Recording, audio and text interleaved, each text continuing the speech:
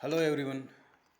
मेरा नाम कुलदीप है और मैं एमएससी इन योगिक साइंस से करता हूँ।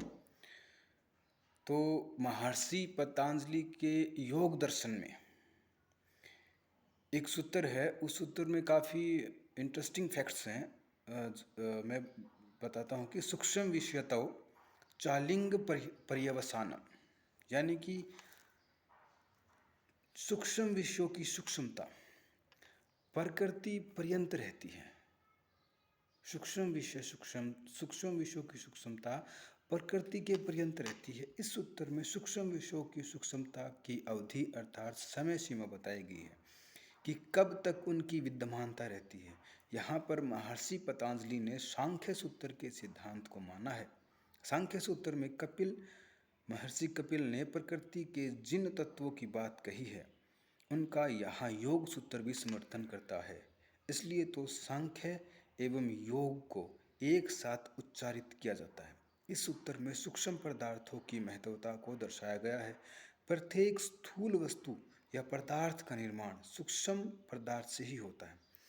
प्रत्येक स्थूल वस्तु मतलब जैसे कि पृथ्वी है, आकाश है, जल है, ये सारी स्थूल वस्तुएं हैं और इन स्थूल वस्तुओं का निर्माण ही सूक्ष्म वस्तुओं से होता है। यानी कि जो सूक्ष्म वस्तुएं हैं उनसे ही स्थूल वस्तु का निर्माण होता है और जो घटनाएं घट चुकी हैं वो सूक्ष्म, यानी कि देखो क्या है इसके अंदर, सूक्ष्म वस्तुएं हैं ना, वो पहले घटती हैं और स्थूल वस्तुएं उसके बाद घटती हैं।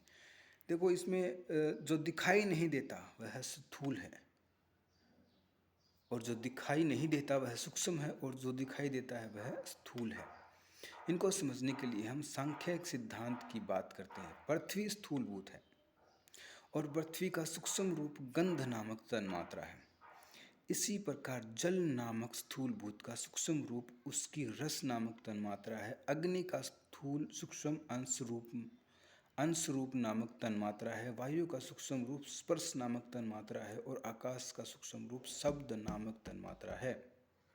इसको हम और भी आसान करने के लिए इस प्रकार समझ सकते हैं कि गंध का प्रतिनिधित्व पृथ्वी, रस का प्रतिनिधित्व जल, रूप का प्रतिनिधित्व अग्नि और स्पर्श का प्रतिनिधित्व वायु तथा शब्द का प्रतिनिधित्व आकाश करता है। जैसे यदि पृथ्वी नामक तत्व न हो तो हमें गंध का आभास नहीं होगा। ठीक उसी प्रकार जल के बिना रस का, अग्नि के बिना रूप का, वायु के बिना स्पर्श का, आकाश के बिना शब्द का कोई अस्तित्व नहीं। अहंकार अहंकार उन तन्मात्राओं का भी सूक्ष्म रूप होता है। अहंकार जैसे कि अग्नि का रूप है, पृथ्वी का गंध है, उन अहंकार इन सभी तन्मात्राओं का क्या होता है? सूक्ष्म रूप। इन सभी तन्मात्राओं का भी एक सूक्ष्म रूप होता है, वो होता है अहंकार। उसका सूक्ष्म रूप महत्व अर्थात बुद्धि होती है। अहंकार से भी सूक्ष्म रूप होता है, वो होता है बुद्धि।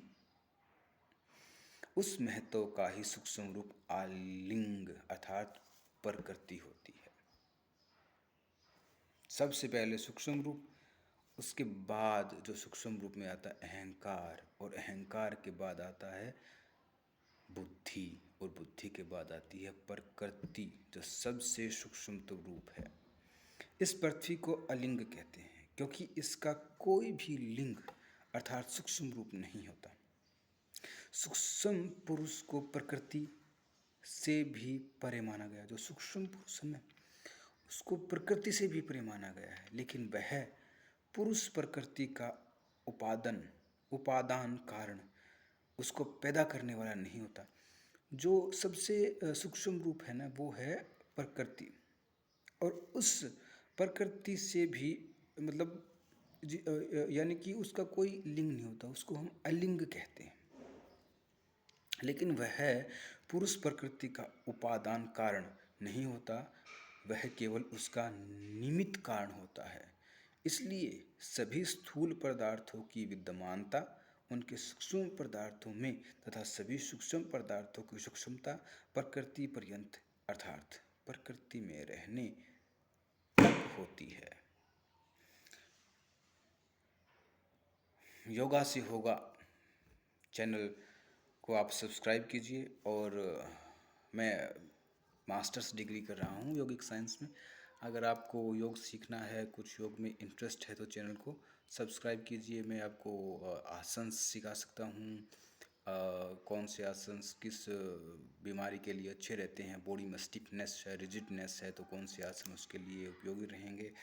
और इसमें योग दर्शन की बातें हैं हमारे यहाँ। इसमें एनाटॉमी है, फिजियोलॉजी है, हेल्थ एजुकेशन है, और उपनिषद हैं, वेद हैं, और दर्शन है। काफ़ी अच्छी अच्छी चीज़ें हैं। अगर आप चैनल से जुड़ेंगे तो मे बी आपको कुछ नया सीखने को मिले, और मे बी आप अपने आप को स्वस्थ रखें।